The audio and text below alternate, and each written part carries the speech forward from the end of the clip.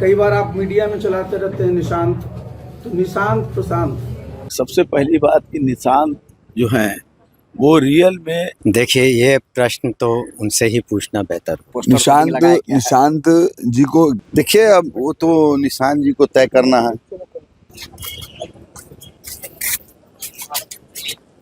नमस्कार, पॉलिटिक्स में आप सबों का स्वागत है। और आज हम पॉलिटिक्स में बात उस पॉलिटिक्स की करने जा रहे हैं जो माँ शारदे के पूजा आरंभ के साथ, जो हर कोई कहता है कि माँ शारदे की पूजा के साथ ही हम अब शुभ काम कर सकते हैं। इस मौके पर एक पॉलिटिक्स शुरू हुई है। हालांकि ये पॉलिटिक्स कई दिनों से चल रही है, लेकिन उस पॉलिटिक्स में हर दिन कुछ न कुछ नैरेटिव बदलता रहता है। आज नैरेटिव है निशांत कब राजनीति में आएंगे, या फिर निशांत की राजनीति में लाने को लेकर किस तरीके से गोलबंदी हो रही है, वो जदयू के दफ्तर में और दफ्तर के बाहर लगाए गए होर्डिंग से समझा जा सकता है। लेकिन बड़ा सवाल है आरसीपी को लेकर गोलबंदी। अभी वो मसला थमा भी नहीं था, खबरें आज निशांत सामने आ गया। इसके पीछे की पॉलिटिक्स क्या है, ज़रा इसको समझने की ज़रूरत है। क्योंकि आरसीपी ने भी आज प्रेस कॉन्फ्रेंस किया है, निशांत भी मीडिया से बात की है, और तमाम जदयू के नेता ने भी अपनी प्रतिक्रिया व्यक्त की है निशांत को लेकर। ये सारी प्रतिक्रिया, आरसीपी की प्रतिक्रिया, अशोक चौधरी से गले मिलना, ये सब क्या संदेश है? क्या वाकई में जदयू के अंदर कुछ चल रहा है, या फिर ये एक बस मीडिया के लिए एक गॉसिप है, या फिर मीडिया खबरों को परोसने की जो उनकी एक अपनी मजबूरी है? क्या टीआरपी या फिर खबर दिन भर में 24 घंटे चैनल चलना है, तो वो क्या उसकी वजह से तो नहीं है? कई सवाल हैं, लेकिन तमाम सवालों के बीच जो एक सवाल है कि पटना और उसके आसपास की जो कुर्मी का जमात है वो बहुत ज़्यादा बेचैन है नीतीश कुमार को लेकर। नीतीश कुमार के बाद कौन? साथ ही पिछड़ों की जो राजनीति करने वाले लोग हैं, आइडियोलॉग, वो भी कहीं न कहीं इस राजनीति के पीछे हैं, क्योंकि उनको लगता है कि नीतीश के बाद अगर निशांत नहीं आएगा तो जो 10 वर्षों तक और ये जो पिछड़ों की राजनीति बिहार में खींची जा सकती है, वो राजनीति कहीं न कहीं उस पर विराम लग जाएगा। तो ये एक डर है उस राजनीति को आगे बढ़ाने का, जिसके सहारे अगड़े और पिछड़े की राजनीति चली आ रही है लालू के मंडल राज के दौर से ही। लेकिन इन सवालों के बीच एक बड़ी बात ये है, ये जितनी भी तरीके का कसरत किया जा रहा है, और उस कसरत में नीतीश कुमार की चुप्पी या नीतीश कुमार का दिलचस्पी न दिखाना संकेत है कि सब कुछ ठीक ठाक नहीं चल रहा है। ललन सिंह का बयान, श्रवण कुमार का बयान, संजय झा से मनीष वर्मा का मिलना, बहुत सारी चीज़ें इस बीच में आई हैं जो कहीं न कहीं ये दिखा रहा है कि बेचैनी तो है पार्टी के अंदर। लेकिन इन तमाम रिएक्शनों के बाद आप खुद ज़रा सोचिए कि आखिर कुर्मी या फिर पिछड़ों की राजनीति करने वाला संदेश क्या देना चाहते हैं?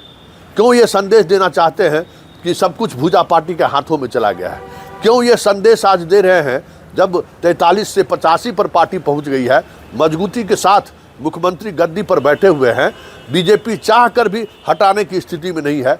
इसके बावजूद भी आखिर भूजा पार्टी को टारगेट क्यों लिया जा रहा है, या फिर भूजा पार्टी के सहारे बैकवर्ड और फॉरवर्ड की पॉलिटिक्स क्यों करना चाह रहे हैं?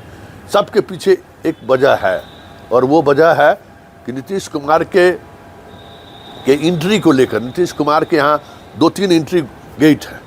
हरिद्वार जी हैं, उसके सहारे भी बहुत सारी चीज़ें चलती हैं। संजय गांधी है, उसके सहारे भी बहुत सारी चीज़ें चलती हैं। क्या कहते हैं, हरिंदर हैं, उनके साथ भी बहुत सारी चीज़ें चलती हैं। ये गेटवे है, मुख्यमंत्री आवास पे जाने का गेटवे है। इसमें अलग अलग समाज के, अलग अलग जाति के लोग अपने अपने गेटवे का इस्तेमाल करते हैं। लेकिन उस गेटवे की वजह से जो एक स्थिति उत्पन्न हुई है, बहुत सारे लोग जो नीतीश कुमार से अक्सर मिल लिया करते थे, अब पहले की तरह वो मिल नहीं पा रहे हैं। और जो सियासत पटेल हॉस्टल में होता था, जो सियासत बीपीएससी भवन में होता था, जो सियासत एसएससी में बैठकर होता रहता था, मतलब आप समझ रहे हैं ना, वो सियासत कहीं न कहीं प्रभावित होने लगा है। तो वो जो एक नालंदा का दबाव है ना, वो दबाव भी इस पॉलिटिक्स को समय समय पर हवा दे रहे हैं। लेकिन तमाम परिस्थितियों के बावजूद भी ये तभी होगा जब नीतीश हाँ कहेंगे। आज पूरे दिन क्या हुआ है निशांत को लेकर, जरा देखिए और सुनिए नेता लोग कह क्या रहे हैं। सबसे पहली बात कि निशांत जो हैं वो रियल में एक युवा नेता हैं, बुद्धिजीवी भी हैं, पढ़े लिखे हैं, ऊर्जावान हैं, हर तरह से सक्षम हैं। लेकिन राजनीति में आना ना आना उनका खुद को, उनको क्या फैसला लेंगे, क्या निर्णय लेंगे, उनको करना है।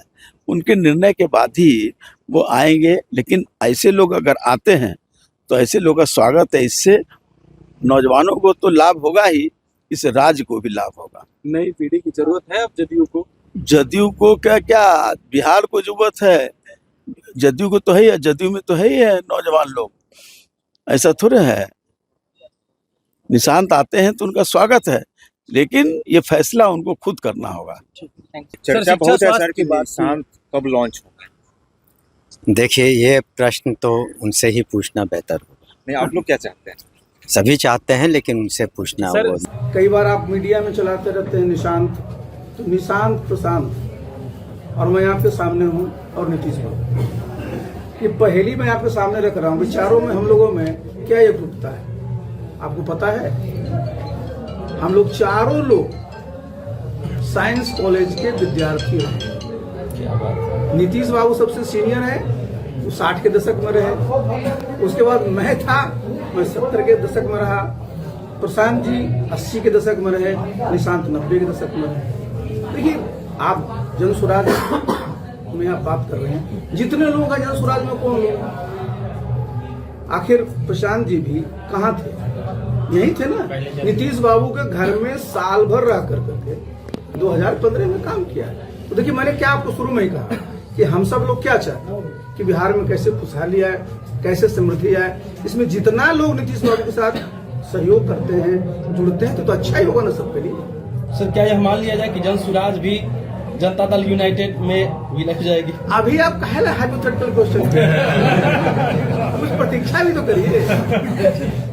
अमूमन आप भी कहते रहे हैं कि निशांत नौजवान है राजनीति में। अभी मैं देख पा रहा हूँ कि बाहर में निशांत का बड़ा पोस्टर निशांत जी को एकदम मैं चाहता हूँ। निशांत जी के आने से पार्टी मजबूत होगी। निशांत जी नौजवान हैं, हम लोग नौजवान हैं, उनके नेतृत्व हम लोग भी काम करेंगे और वो रहेंगे तो निश्चित तौर पर बिहार और भी मजबूत होगा। पर जेडीयू अंदर खाने में कुछ नेता है सर जो नहीं चाहते हैं कि निशांत आए। मैं उधर नहीं जाना चाहता। हम सब लोग भाई अफवाहें हैं, ऐसा कौन नहीं चाहेगा?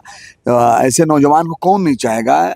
और निश्चित सब लोग चाहते हैं। ये सब चीजें अफवाहें होती हैं, उससे दूर रहना है। आपको लग रहा है रास्ता साफ हो रहा है, पोस्टर वगैरह लगा? नहीं, हम लोग चाहते हैं कि वो आगे आवे, हम लोग उनको आगे बढ़ाना चाहते हैं। पूरी कोशिश मैं कर रहा हूँ। बाकी ठीक हो। Thank you. देखिए, अब वो तो निशांत जी को तय करना है। हम लोग भी चाहते हैं कि पार्टी में आए, लेकिन तय तो उन्हीं को करना है कि पार्टी में आए कि नहीं आए। जरूरत है आपको लगता आएगा तो अच्छा लगेगा, पार्टी बढ़ेगा। है?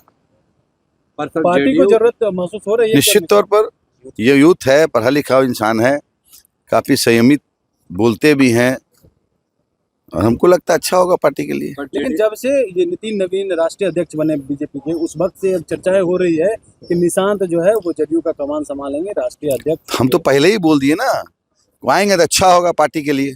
शुरू हो जाता है शुभ कार्य। हाँ, ठीक, सबके लिए ये मास मंगलमय हो, वर्ष भी मंगलमय हो। ठीक है, वासियों के लाभ कुछ सब ठीक है। विद्या के प्रति हमारा सरस्वती और यहाँ से सबसे ज्यादा आगे साइंटिस्ट निकलते हैं, क्या कुछ एजुकेशन में कुछ सब भगवान की, माँ की कृपा है। जिन पे कृपा होती है वो अपना बढ़ते हैं। ठीक है, चलो।